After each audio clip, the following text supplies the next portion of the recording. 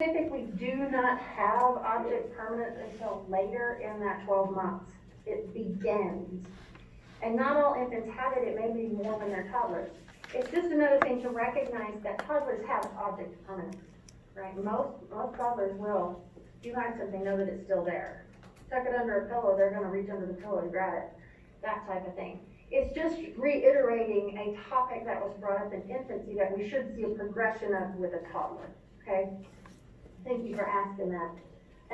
But yes, I am going to go in and look at the test. Okay, got that. Now the questions have been answered. Any other questions before we go on? I have a question. Okay? What page does the toddler language start on? Which slide we're on? You mean in your work guide or do you mean in the textbook? The textbook. Okay.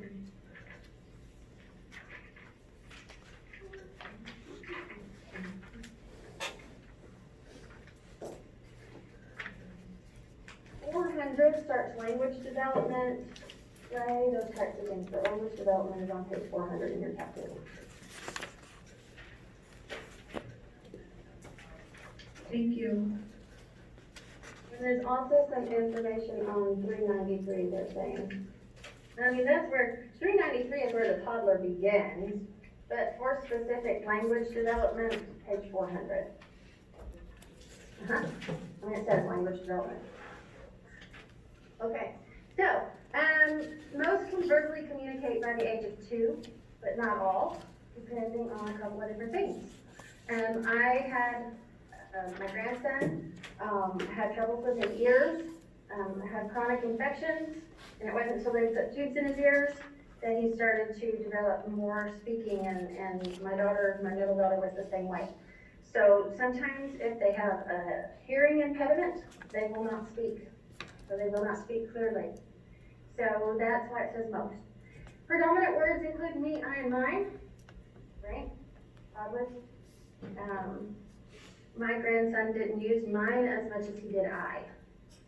There was I this, I that, or my. My was another one he used. My do it, my do it. So those are predominant words we hear a lot in the toddlers. And the receptive language, they understand a lot. So their receptive language, getting it back and understanding it, it develops earlier and more quickly than speech. They understand better than they can talk. Makes sense? Usually, they can speak 20 words or more by the time they're 2. But 60 to 70% of what they hear, they understand. That's a lot. I mean, when you think about all the words that we say and everything that we do, that's a lot. Hearing issues can delay language. Reading helps to enhance speech development. So reading to your kids is really important to help them develop their speech. Moral development, they are very egocentric. All about me. All about mine, it's all about I, it's all about me. Messages directed at them mean more, but they could care less about how somebody else feels. So for example, they bite somebody and you say, that hurts them, don't do that. I don't care what they feel, it didn't hurt me. They don't, that's why some parents will choose to bite their child. It hurts, doesn't it? Because then they understand, it's me. Not that you should bite your child, I'm just saying, using that as an example. I don't know that biting your child is right or wrong, and I will not say whether I did that or I didn't. So anyway, they don't understand any abstract concept. They really don't. So when somebody says, and that's another one of those communication pages, when somebody says coughing your head off, they literally think somebody's going to cough and their head's going to pop off their body. Everything's very literal. It's like, you're going to give them a shot. Well, what does a shot mean to a toddler? It doesn't necessarily mean I'm going to poke you in the arm and give you some medicine.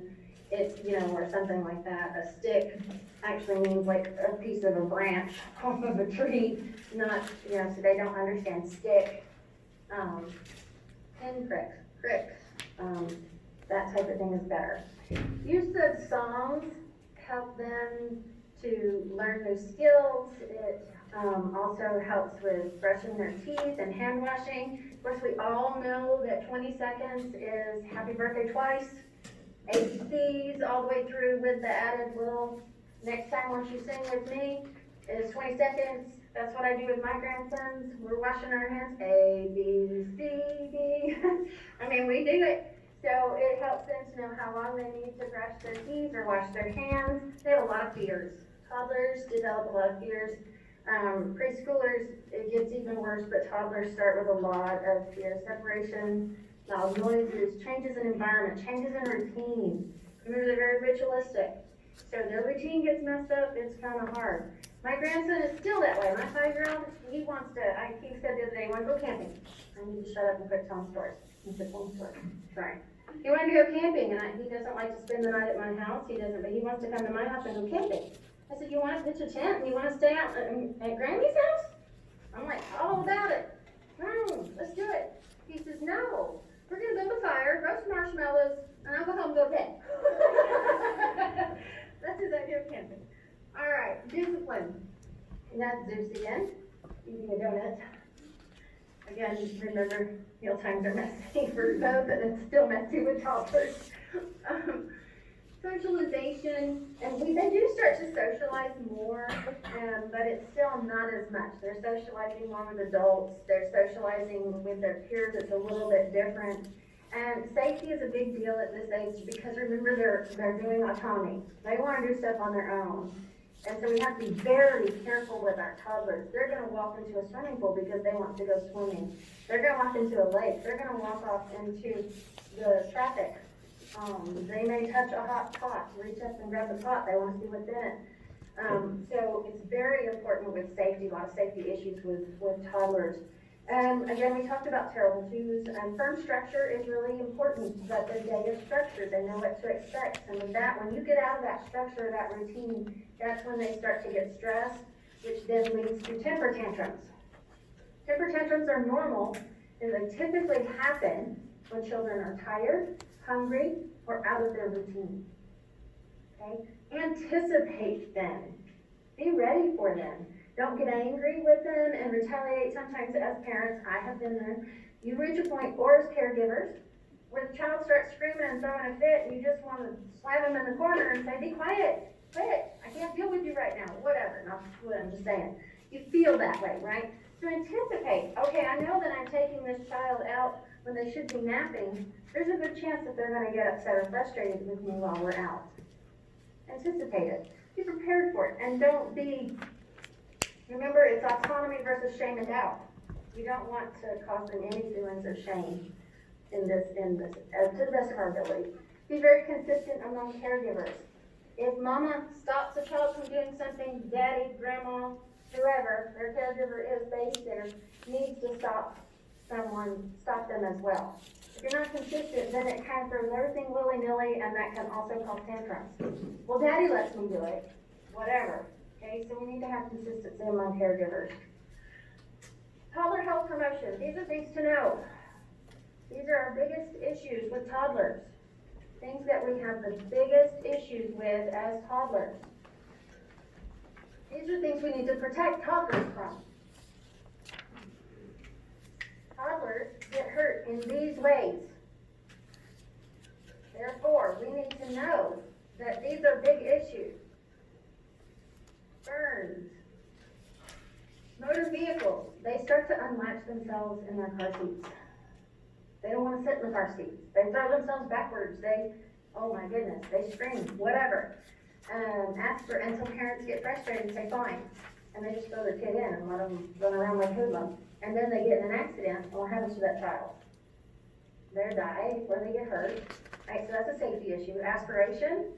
Remember, your toddlers put everything in their mouths just like your infants, and they want to taste, feel, and experience everything just like your infants. And so they put stuff in their mouth that shouldn't go in their mouth, or food. Oh my goodness, my grandson is so bad. My middle one, little Maddie, he will shove more food in his mouth, and then he starts gagging, and then or he'll start choking. But he's trying to swallow something. He's half chewed because he doesn't, he's just shoving it full of his mouth. So, aspiration. choking. And big thing with toddlers, drowning, ages 1 to 4, it is the most common fatal injury. They're walking, they're climbing, you can have a gate, but they're climbing.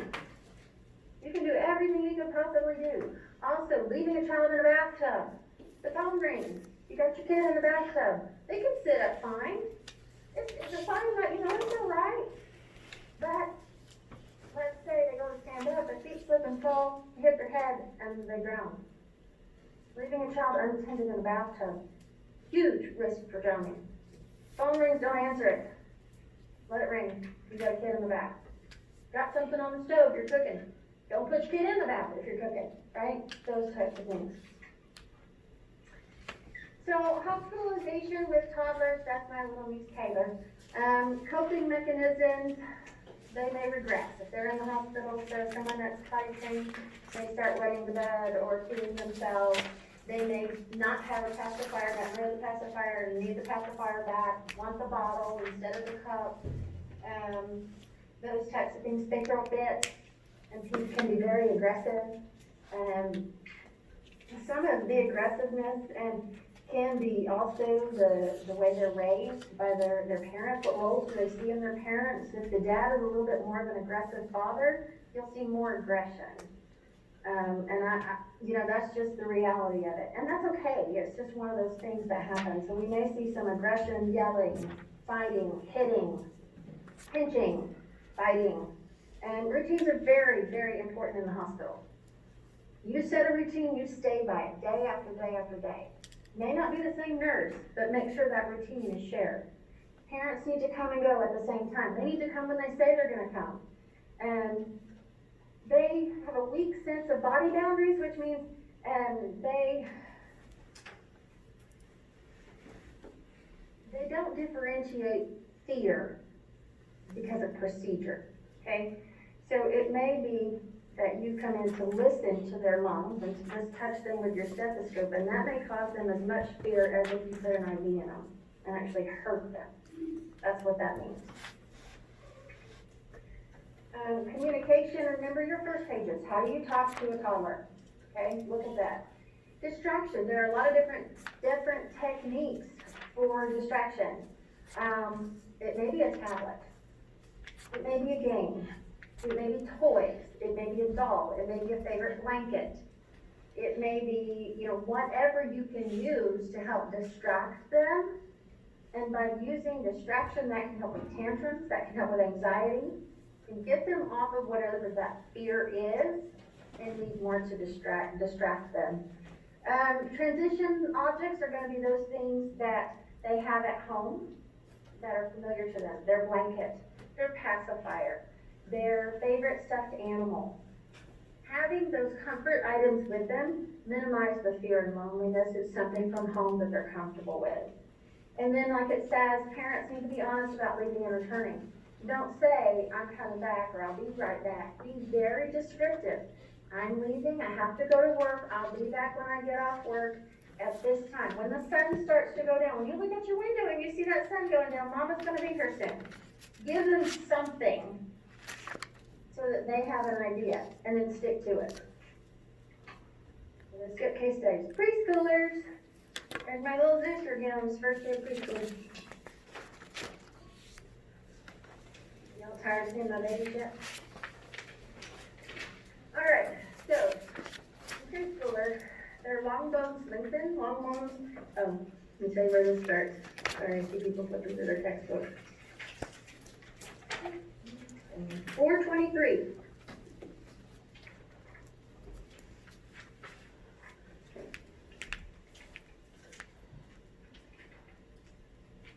Long bones lengthen, they get more long and slender. They don't have that pot belly as much. They gain about 5 pounds a year. Again, physical growth is really influenced by genetics, nutrition, and the use of their muscles. So, some parents are very athletic, and they encourage their children to be very athletic, and they may have their 3 or 4-year-olds out running with them, or doing push-ups with them. Kids mimic, like I said, they mimic parents of the same sex. So if daddy's doing push-ups, what's Zeus doing? Zeus is gonna get down and do push-ups like daddy. So those muscles develop, whereas mama doesn't exercise, so mama's girls don't exercise.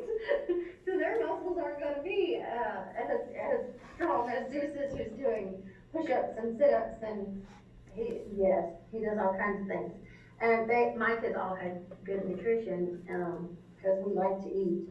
Respirations remain primarily diaphragmatic. Okay, what that means is when we breathe, and I'm gonna turn me real quick. I think you won't be able to see me up there, but they will. So when we breathe as adults, a lot of times what moves on us? Our shoulders, right? If I'm not thinking about breathing and I'm just breathing normal, and you're checking to see what my rate of breathing is going to be, you're gonna look kind of at my chest rise and fall, right? In toddlers, in infants, and in preschoolers, you're gonna look at their belly, okay? Diaphragmatic. Your diaphragm runs right along the base of your belly between your lungs and your abdomen, okay? That's where your diaphragm. When you're a singer, and I'm a singer, so I learned to breathe with my diaphragm. That's how I project my voice. So a lot of times if you watch me, I actually breathe from here more than I breathe through my chest, because that's singing and projecting. That's what I have to do. So I learned to do that. And so I'm loud. But when you're watching a preschooler breathe, you count their belly rises and falls, just like a toddler.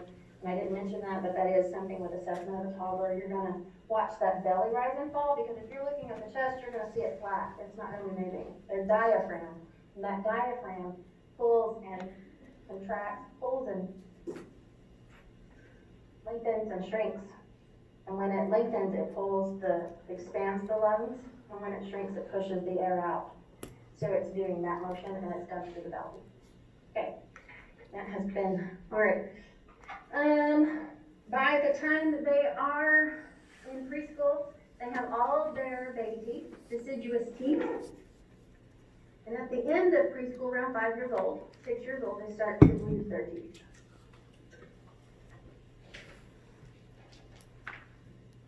We figure out whether they're right-handed, left-handed, ambidextrous. What hand do they use to write with? Okay.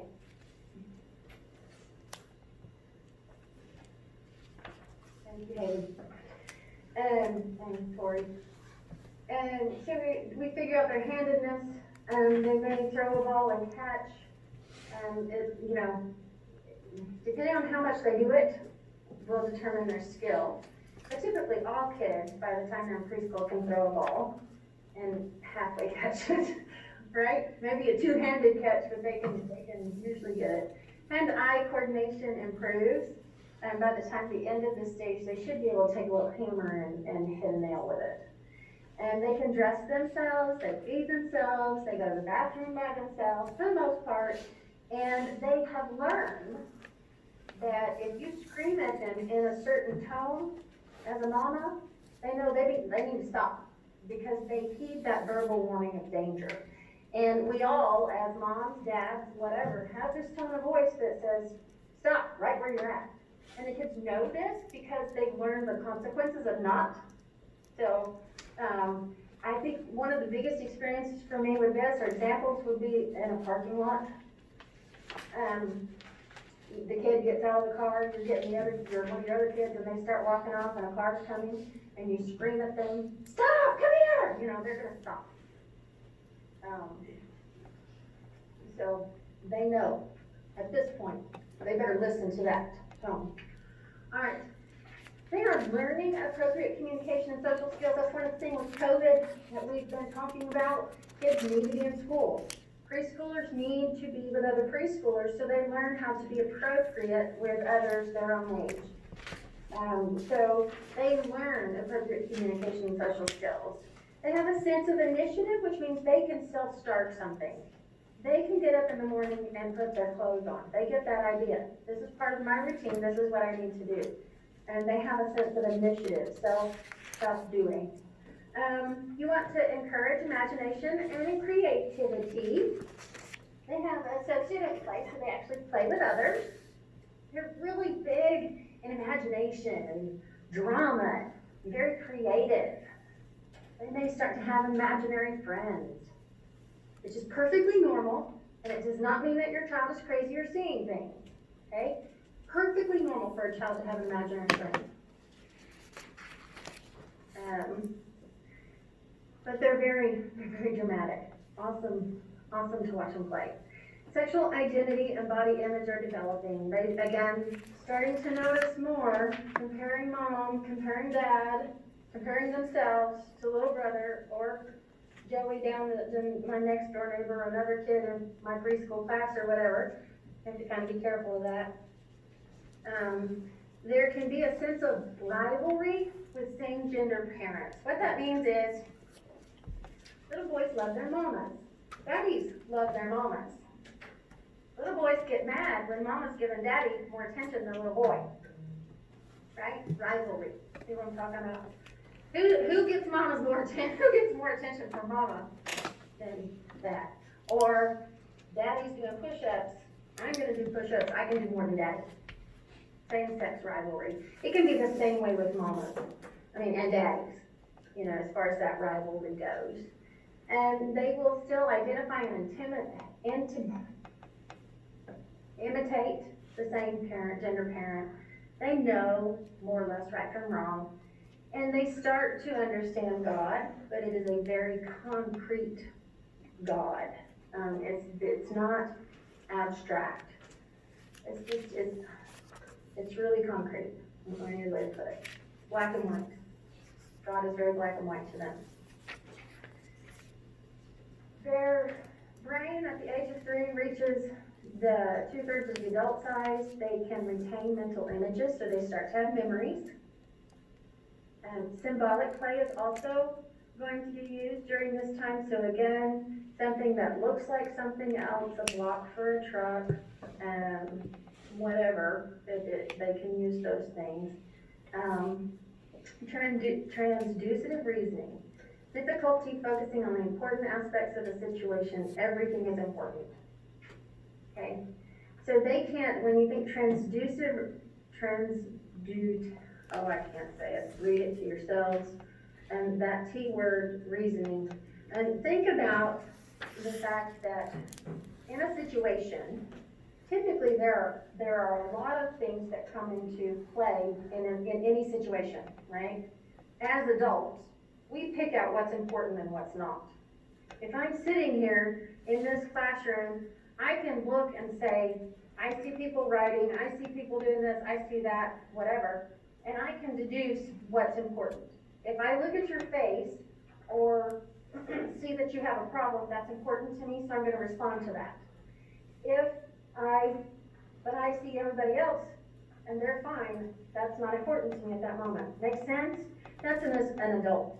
As a child, they're going to see all these people sitting in here and everybody has the same importance as everybody else, including themselves, So that's kind of what I'm talking about there. Everything is important. They can't make a decision. So that's why sometimes we have to really narrow down their decisions. Do you want this or this? Do not give them multiple options. Give them 2 options. Okay? Because they don't have the ability to determine which one's more important. So you break that down as a caregiver and make the decision. Okay, you have to do one of these 2 things. Which one do you want to do? All right? Because they won't be able to tell you that these are better than anything else. They like routine. Again, directions one at a time. You can't say, go to your room and finish your toys. Preschoolers, they're going to go to their room and then they're going to get in there and see their toys and they're going to play with their toys. So, one at a time. So, will you go to your room, please? I'll be there in just a minute. They go to their room, follow up behind them. They're in their room. Will you please pick up your toys? Clean up, everybody, everywhere, right? So, give them one direction at a time. Put on your shoes. Don't put on your shoes and get your coat. One direction at a time. They are very magical and egocentric in their thinking.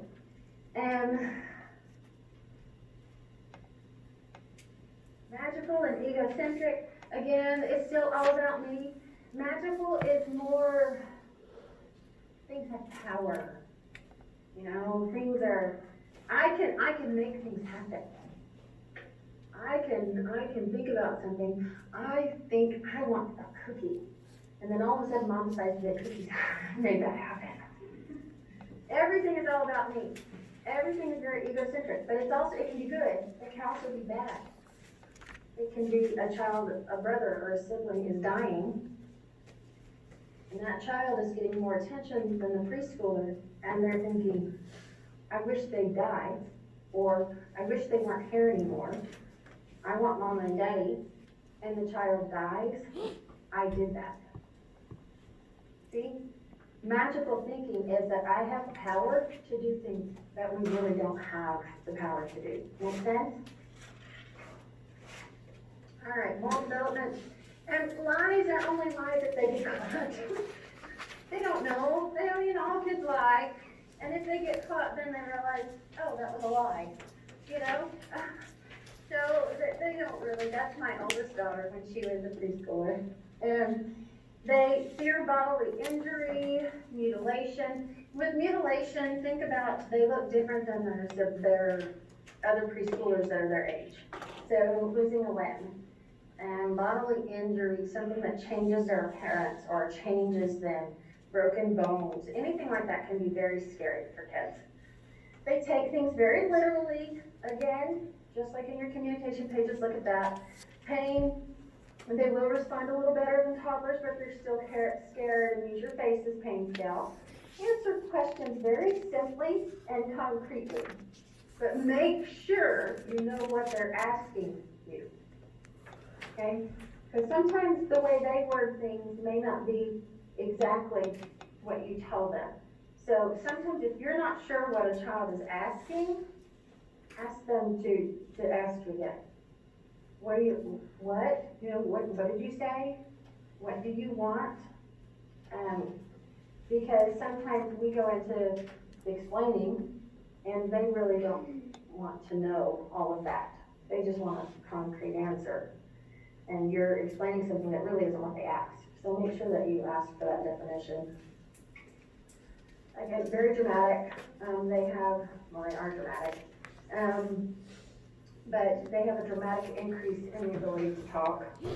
And they will talk and talk and talk and talk and exaggerate and blow stories up. And, this is when they can do just about anything. And they know more than 2,000 words by the time they're 5.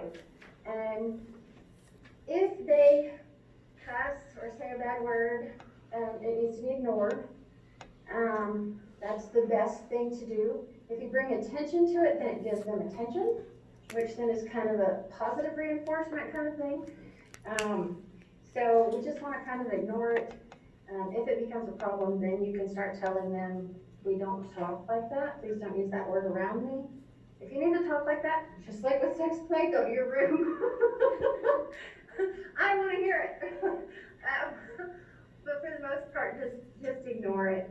And they do by the time they're 5. They're speaking in full sentences and using all parts of speech.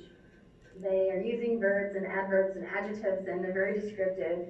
They will mix fantasy with truth, which sometimes parents think is lying, but it's really not for them. They're just telling a story. They're just, it's just making it, doing what they do as a kid.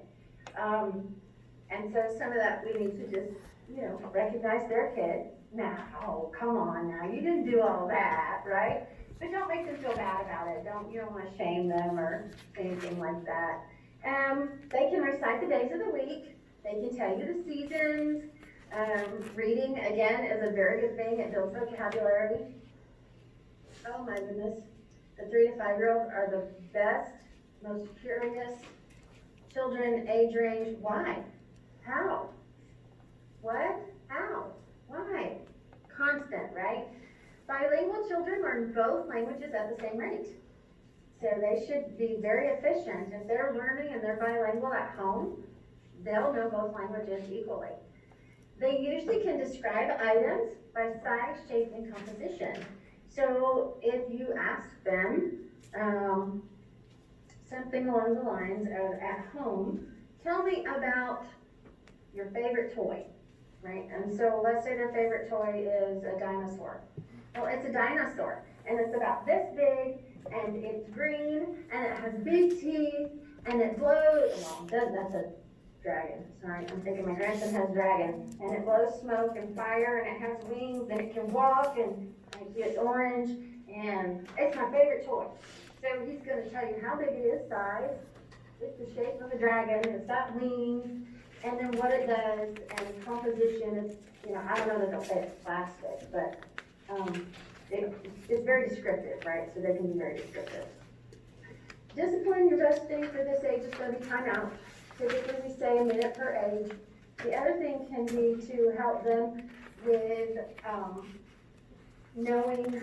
giving them rewards. Rewards are very big. So every time they go to school and have a good day, you have a calendar up where you put a star on the days that they do good. And they get so many stars and they get a reward, right? They do this with my grandson. You have 3 green days in a row from school and you get to go get an ice cream. They've had maybe just a few issues with him. He's a tad bit aggressive. And didn't go to preschool per se, so he's learning now. In kindergarten, well, he went to preschool 1 year, but I mean, he just hasn't been around a lot of other kids. And so, stars and stickers, and then also teach them, help them to regulate their own behavior. Teach them the consequences of acting on impulse, which comes in timeout, comes in rewards, comes in those types of things that help them to regulate their own behavior. This is inappropriate, so we're gonna sit you over here until you can act appropriate. You have to stay here for 3 minutes. That type of thing. Anticipatory guidance. Fears that this age group has the largest number of fears. They're afraid of everything. Seriously, everything. My grandson is so afraid of spiders and bugs. When it rained, we had all that rain a few weeks ago, I brought him out to play in the water. It was outside over at my house, and we went outside to play in the rain. But he saw a spider in one of the mud puddles, and he would not get him any more water. There's a spider in it. Well, splash around, kick it out, it'll be fine, just keep going. We're in the ball. There's a spider in it. Anyway. So, and these can be real fears, and these can also be imaginary fears. The boogeyman's under my bed. Anything like that. So, lots of fears. Safety is the same as the toddler. Burns, motor vehicles, aspiration, drowning, and then bicycles are also another one because they start to learn to ride bicycles and kids fall off of bicycles.